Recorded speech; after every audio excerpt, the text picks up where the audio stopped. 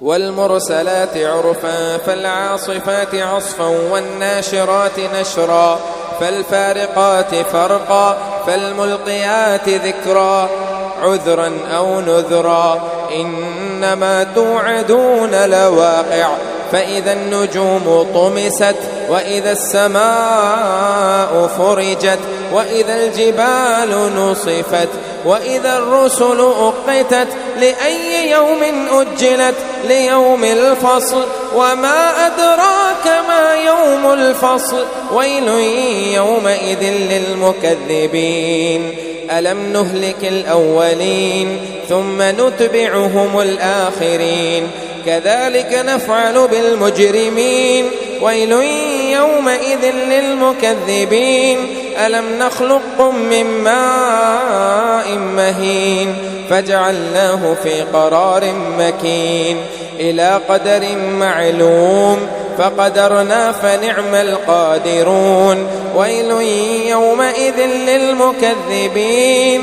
ألم نجعل الأرض كفاتا أحياء وأمواتا وجعلنا فيها رواسي شامخات وأسقيناكم ماء فراتا ويل يومئذ للمكذبين انطلقوا إلى ما كنتم به تكذبون انطلقوا إلى ظل ذي 3 شعب انطلقوا إلى ظل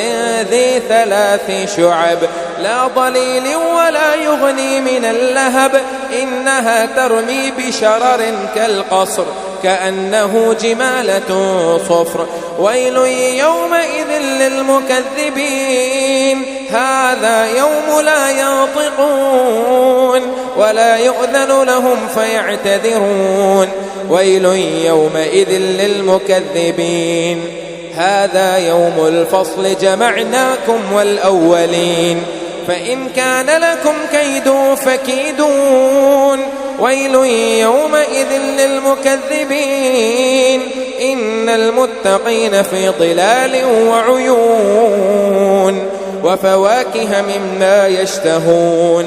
كلوا واشربوا هنيئا بما كنتم تعملون إنا كذلك نجزي المحسنين ويل يومئذ للمكذبين كلوا وتمتعوا قليلا إنكم مجرمون ويل يومئذ للمكذبين وإذا قيل لهم اركعوا لا يركعون ويل يومئذ للمكذبين فبأي حديث بعده يؤمنون عم يتساءلون عن النبأ العظيم الذي هم فيه مختلفون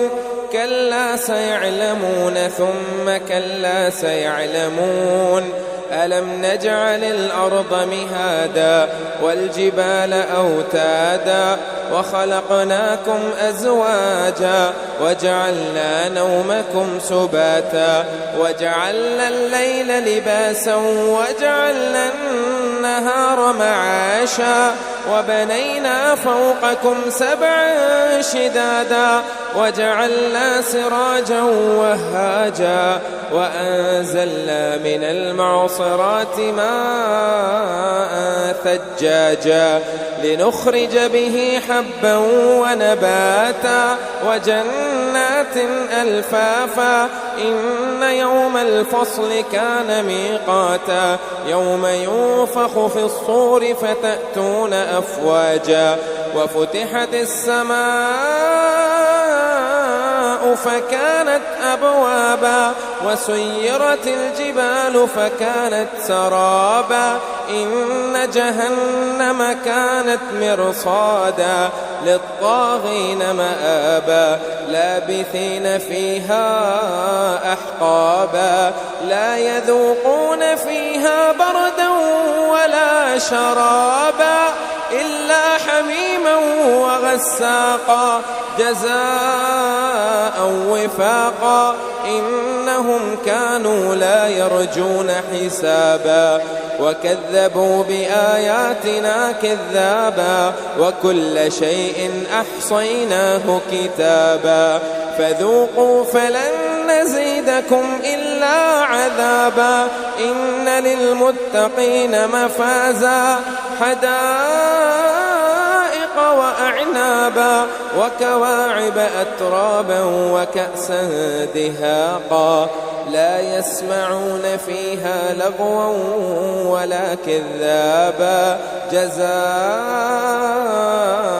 من ربك عطاء حسابا رب السماوات والأرض وما بينهما الرحمن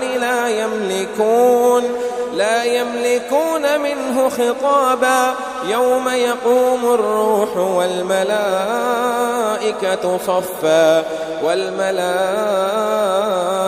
صفا لا يتكلمون إلا من أذن له الرحمن وقال صوابا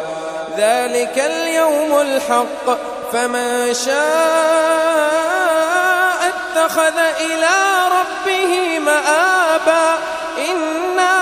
أنذرناكم عذابا قريبا يوم ينظر المرء ما قدمت يداه ويقول الكافر يا ليتني كنت ترابا.